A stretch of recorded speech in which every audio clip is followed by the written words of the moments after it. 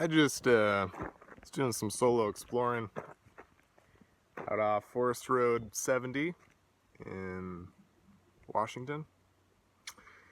And I try to go down this road myself. I don't know if you can tell, there's some logs out there. And it looked like right after these logs was this really cool road. Of course, it only went like 10 feet. Made it through, no problem, no problem. However, on the way back, I slid in and I totally lost a window. So as you can see, the window shattered and is gone. I just spent half an hour trying to clean it up, get the big pieces out of the way. So this sucks. I literally lost my rear window. Could have been worse, I guess. Could have gotten hurt. But I definitely lowered the value of Jeep with this right here, because I don't know how I'm gonna get a window back in that. So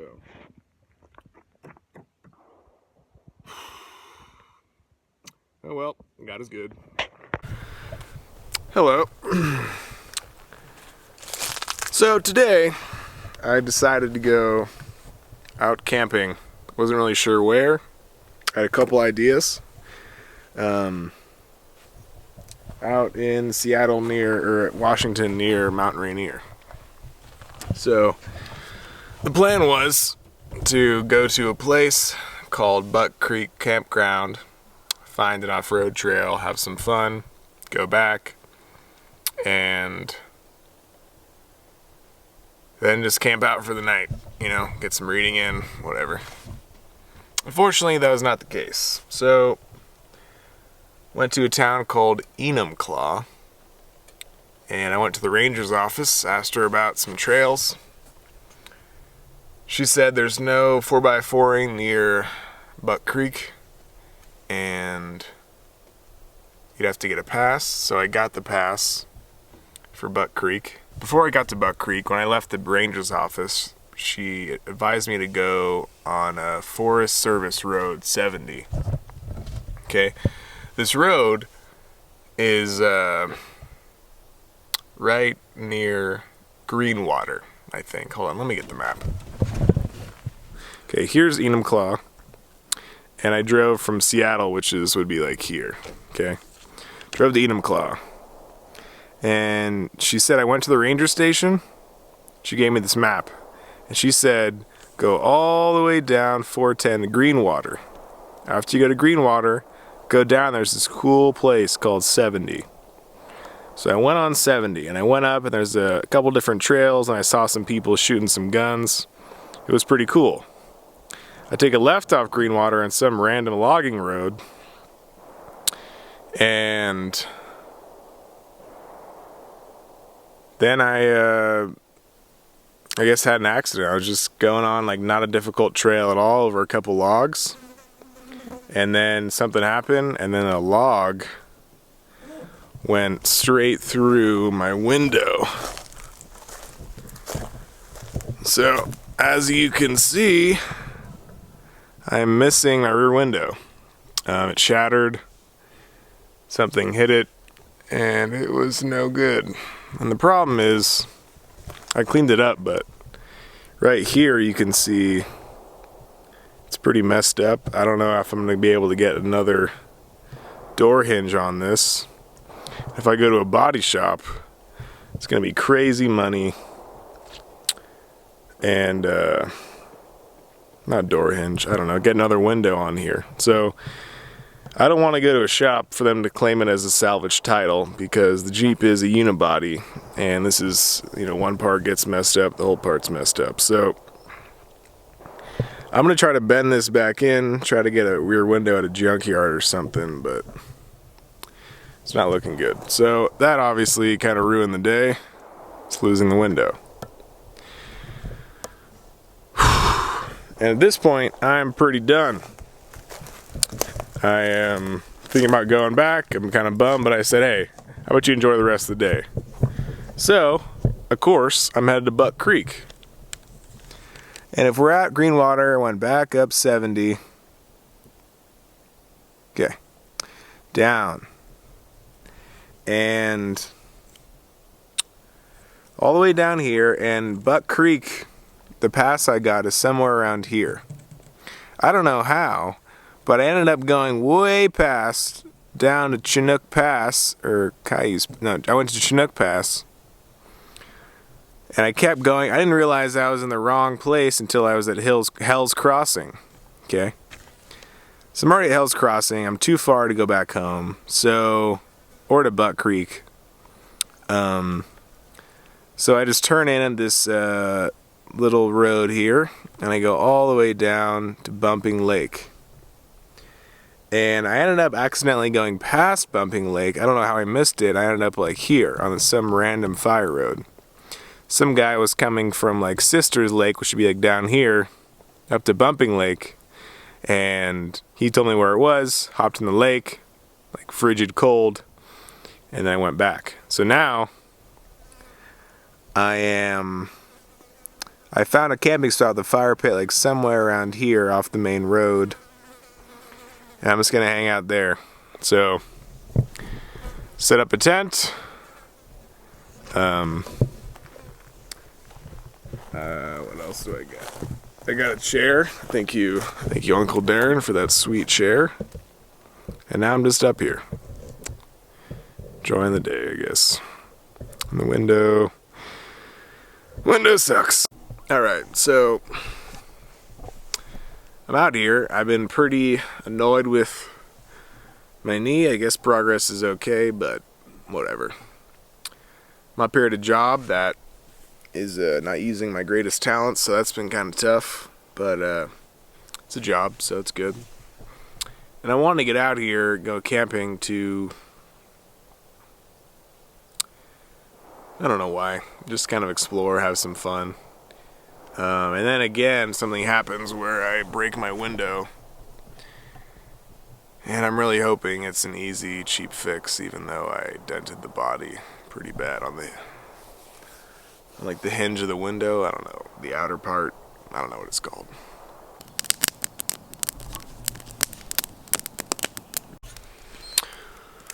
It's about 10 minutes to 9 p.m. Just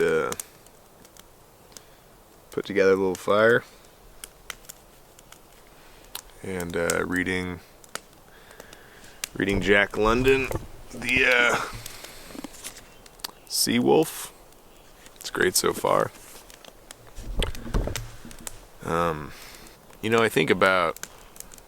I think when I'm in the trenches of life, per se, where I'm at school in LA, and it's 2 a.m. So I got a midterm or a final the next day, and I'm just kind of grinding it out.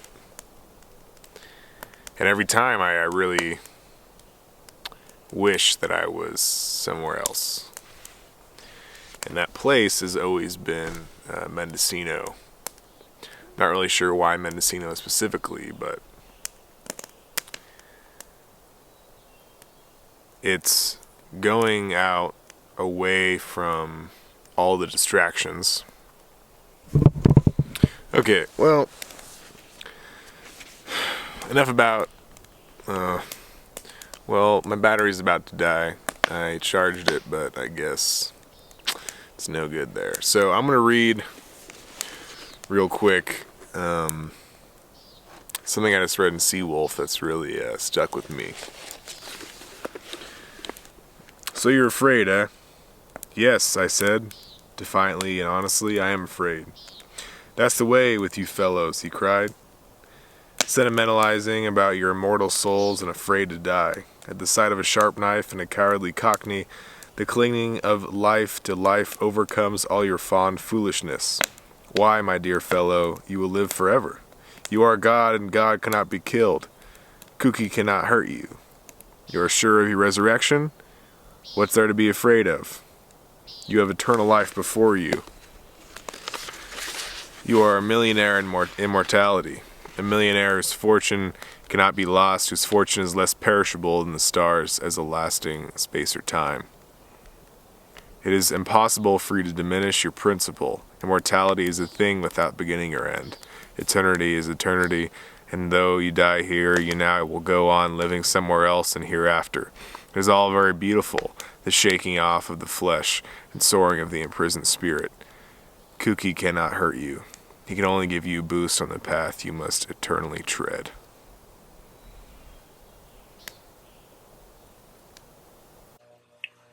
Alrighty, so beginning of this video, I took some clips of when I went on a solo camping trip and out in eastern Washington, and it was pretty fun. 2 hours into the trip, when I was going on a trail in my Jeep, a log went through the window. So, super unlucky. I guess part of going off asphalt. So, negative there, but fortunately, within 24 hours, I found another Jeep at a junkyard 2 hours away, drove there, took the window out, came back, rebent my frame to fit it, put the new window in, and sealed it up with some RTV, some silicone. So, I have window, it's waterproof now, so that's good. I lost my infamous sticker collection, but whatever. Just some white stickers, at least didn't go through my window. So I haven't wanted to upload anything because whenever I record anything, I just feel so morose about it. Because I've been in a rut for a while, and I don't like it. I don't like how I seem when I'm on the video or how I feel. But when I thought about it, I wouldn't want to see when someone's only happy on YouTube anyway. I mean, what did I expect from this series on the recovery of my knee to start making YouTube videos when I tore my knee? So I think two things. So number one, it's very unusual for me as someone who's 21 to not be able to do something. Like, I've got invited to go on these wakeboarding trips or to go hiking, backpacking, running. I just can't do any of those things. So that's just super weird for me not to be able to do something. Yeah. And then number two, I went to a Trader Joe's the other day to get some Trader Joe's whiskey, and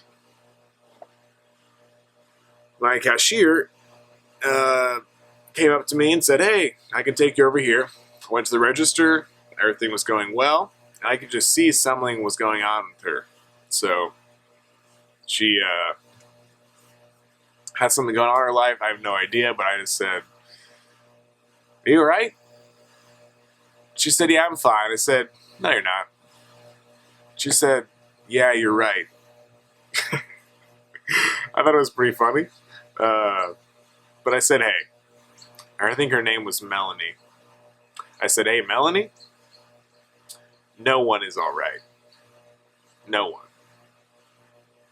So I told her I'd pray for her, and I prayed for Melanie that night. But overall, I got to thinking, who is alright? What does that mean? So, does that mean no one is dealing with anything in their life? No one is struggling with anything? No one's... I don't know. I don't think anyone's alright. I think we're all okay, right? Because if you could ask the question, "Are you alright?" I mean, that usually means you're alright if you can answer it. You can move, you're living, you can eat, you're alright, you're okay. But you're not really alright. No one's really doing well. No one's doing wonderful. Something's always going on. All 7 billion of us. no matter how small or big it may be. So I think we're all unified in that. And I liked it. I feel like I could bond with this cashier at Trader Joe's just because I knew that she's not alright, I'm not alright. Who cares? You know, it's fine. So, I'm able to feel the top of my knee right here. It's usually covered in swelling, but I can finally feel this bone or muscle or whatever it may be, so that's pretty cool. I wasn't able to do that before, so swelling is going down. PT's okay. I did 10 lunges, first time in a while. It was extremely difficult to do those lunges, but got through them, so I'm making progress there. So, yeah, it's my update. Thanks for watching. Oh, peace.